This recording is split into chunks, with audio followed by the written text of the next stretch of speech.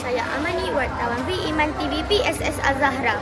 Hari ini 18 April bersamaan 9 Syawal 1445 Hijrah berlangsungnya majlis sambutan Hari Raya Aidilfitri peringkat sekolah bertempat di Dewan Haji Abdul Rahman Limbung.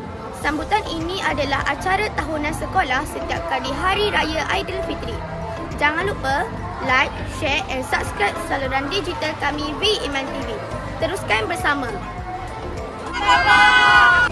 Assalamualaikum. Kami mengucapkan selamat Hari Raya Aidilfitri kepada semua keluarga Seri Iman, anak-anak Seri Iman yang hari ini kita sambut dengan cukup meriah dan cukup gembira. Selamat Hari Raya. Maaf saya batin.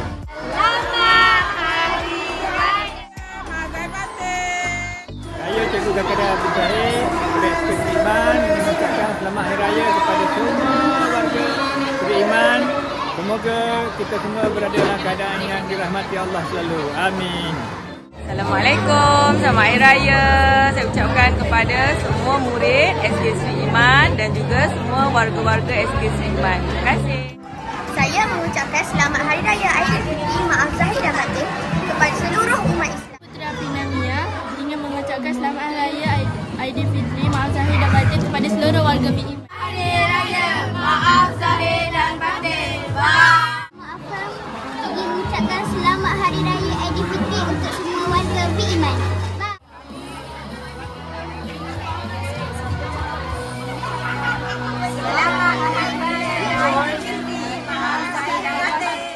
Selamat Hari Raya kepada semua warga SK Seri Iman dan salam sejahtera. Semoga ceria pada Hari Raya pada tahun ini. Terima kasih. Assalamualaikum warahmatullahi wabarakatuh. Alhamdulillahirrahmanirrahim. Rasulullah SAW.